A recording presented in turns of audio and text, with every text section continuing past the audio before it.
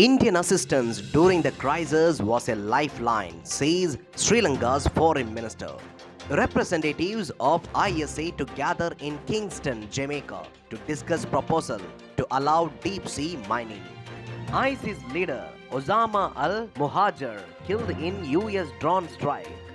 Japan's weather agency warns of heaviest rain ever in the region. BBC accreditation revoked in Syria over the misleading reports. Myanmar, South China Sea tensions, top agenda at ASEAN meet in Indonesia. Milan Kundera, author of The Unbearable Lightness of Being, dies aged 94. What is the floating gold?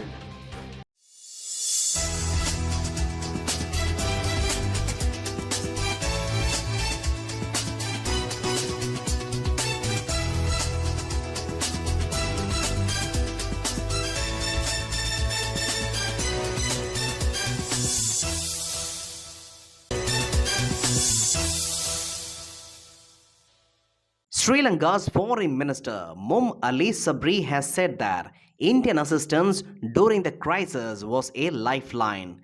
Speaking to reporters, he said that Sri Lanka was lucky to get credit lines from India until Sri Lanka could get international fundings. He added that a number of projects are being discussed with India, including energy hubs at Trincomalee and Hambantota. The minister added that two projects have already taken off, including port development in Colombo and a wind power project. Mr. Sabri added that Sri Lanka is looking at fast tracking the progress of other projects such as Sampur power project and three island projects in Jaffna. Meanwhile, the foreign minister said that for 30 years the northern and eastern provinces were neglected. However, the government is making efforts to increase investments in these areas, particularly the connectivity with India. He noted that Alliance Air has now increased the frequency of Chennai Jaffna flights and is flying daily while ferry services are also being developed. He informed that international universities are also being planned to start in the hill country as well as the northern and eastern regions. Representatives of 168 member states of International Seabed Authority will gather in Kingston, Jamaica to discuss a proposal to allow deep sea mining.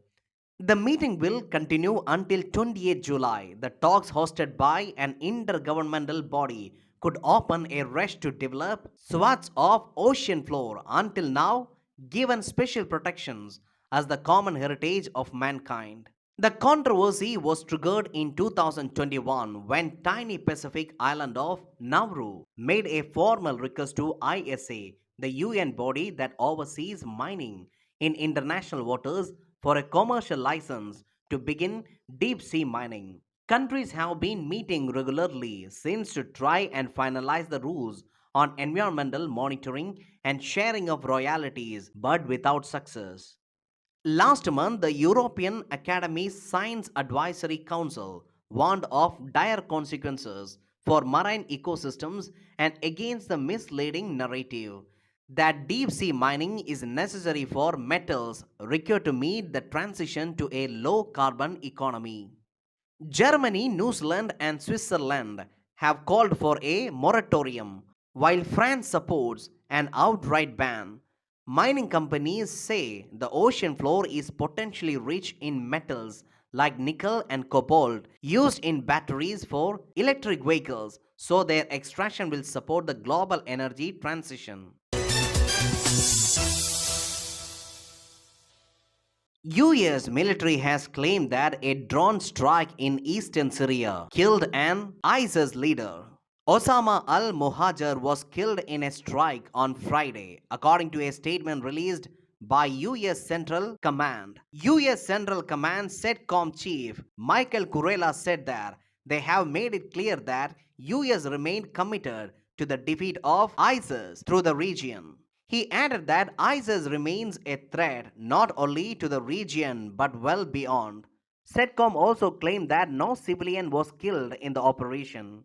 The United States has roughly 1,000 troops stationed in Syria as a part of global efforts to combat ISIS, which was destroyed in Syria in 2019 but still retains hideouts in remote desert regions and still carries out periodic attacks. Japan's weather agency has warned of heaviest rain ever in the region. At least one person was killed in northwestern Japan and three others are missing in landslides triggered due to torrential rain. This prompted authorities to order tens of thousands of people to leave their homes on Japan's southwestern islands. The Japan Meteorological Agency has urged people to take shelter as the heavy downpours risked flooding and landslides across Fukuoka and Oita regions. The highest level warning for heavy rain was issued in parts of Fukuoka and Oita prefectures. Officials said that the rain is becoming so heavy unlike anything seen before. The Prime Minister's office said that a task force has been established to coordinate a response to the rains. Meanwhile, the downpour forced the stoppage of bullet train service between the western Hiroshima and Fukuoka. Japan is currently in its annual rainy season, which often brings heavy downpours and sometimes results in flooding and landslides, as well as casualties. Scientists have said that climate change is intensifying the risk of heavy rain in Japan and other regions because a warmer atmosphere holds more water.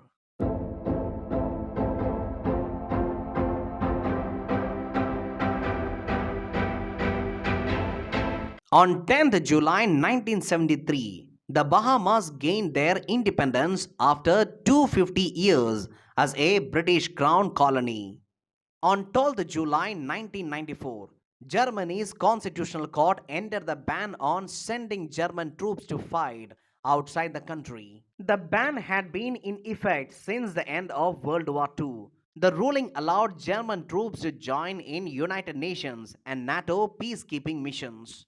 On July 14, German military units marched in Bastille Day celebrations in Paris, the first appearance of German troops there since World War II. NATO member countries said that Ukraine can join the military alliance when allies agree and conditions are met. This came after President Volodymyr Zelensky criticized the lack of a time frame and vague language regarding the conditions for inviting Ukraine. He also accused the alliance of providing Russia with a motivation for invasion. In a statement, NATO Secretary General Jens Stoltenberg emphasized that the alliance had made significant decisions and conveyed a strong message of support for Ukraine. He acknowledged Zelensky's concern but stressed the importance of Ukraine prevailing in its war with Russia before discussing the membership. Meanwhile, the Western countries will propose long-term security commitments for Ukraine. The G7 group of nations are expected to issue a declaration on how they will help Kyiv defeat Russia and deter any new aggression in the coming years. The announcement will provide a framework under which individual nations will later agree bilateral deals with Kyiv detailing the weapons they will give. The ongoing conflict in Ukraine raises concerns about the potential for NATO to become directly involved in the conflict and risk a military confrontation with Russia.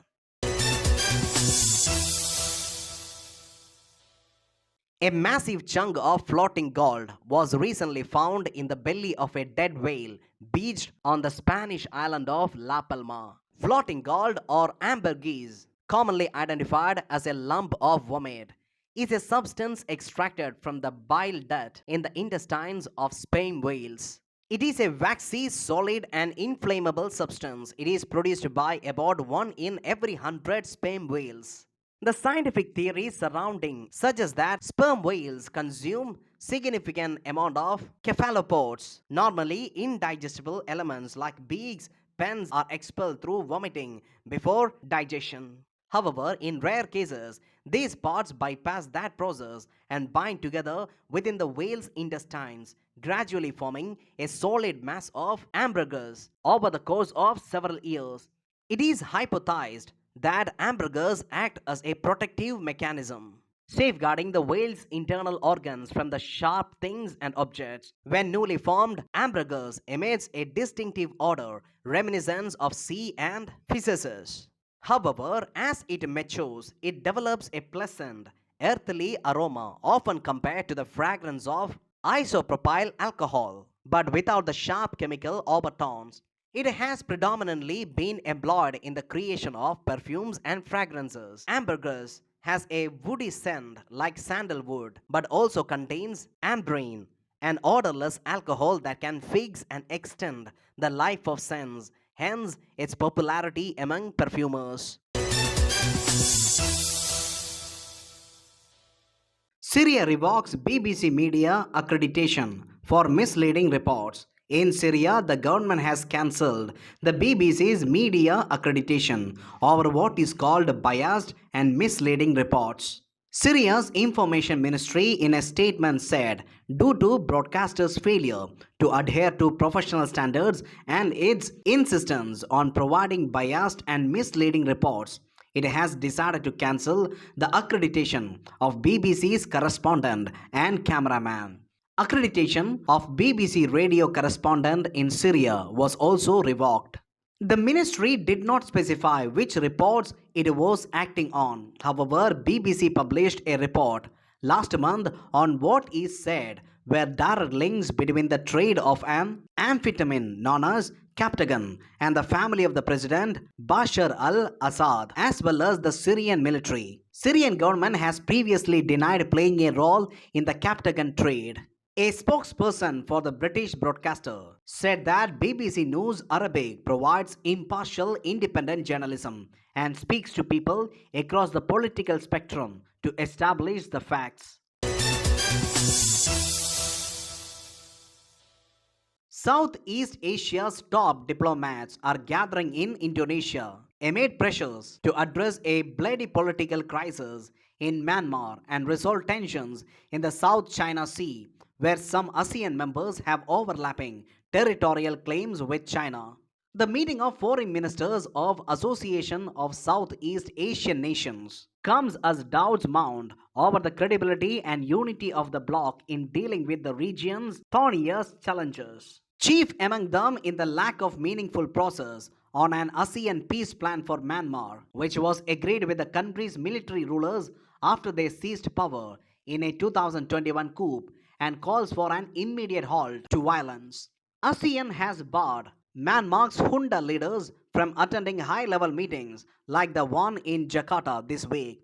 But as the bloc's chair, this year, Indonesia has been intensively engaging the junta and opposition groups behind the scenes. ASEAN will hold the East Asia Summit and the ASEAN Regional Forum later this week, with the US Secretary of State and Russia's Foreign Minister both slated to attend. Milan Kundera, one of the biggest names in European literature in recent decades, has died in Paris, aged 94. His best-known work was his 1984 novel, The Unbearable Lightness of Being. A spokeswoman for Milan Kundera Library in his home city in Czech Republic said he died after a long illness. He was a towering figure in Czech literature, but his scathing criticism of Czechoslovakia's communist regime saw him flee for France in 1975. Kundera studied in Prague, becoming a lecturer in world literature. He joined the ruling Communist Party and initially he was an ardent member. But his writing soon got him into political trouble. His first novel, The Jock, a black comedy published in 1967, led to a ban on his writing in Czechoslovakia. He soon secured a reputation as a groundbreaking author with The Unbearable Lightness of Being, which told the story of four Czech artists and intellectuals and a dog caught up in the brief period of reform that ended when Soviet tanks rolled into Prague. The book was adapted for the screen in 1987, but Kundera expressed dissatisfaction with the film and with what he perceived as a lack of acceptance of the novel in the modern world.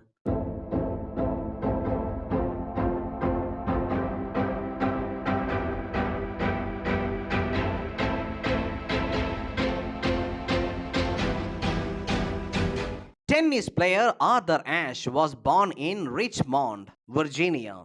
He won a total of 33 titles, including US Men's Singles Championship and US Open in 1968 and Men's Singles at Wimbledon in 1975. As a pioneering African American athlete, he fought against racism and stereotyping and was arrested numerous times while protesting. In 1992, he announced he had likely contracted HIV through a transfusion during heart surgery.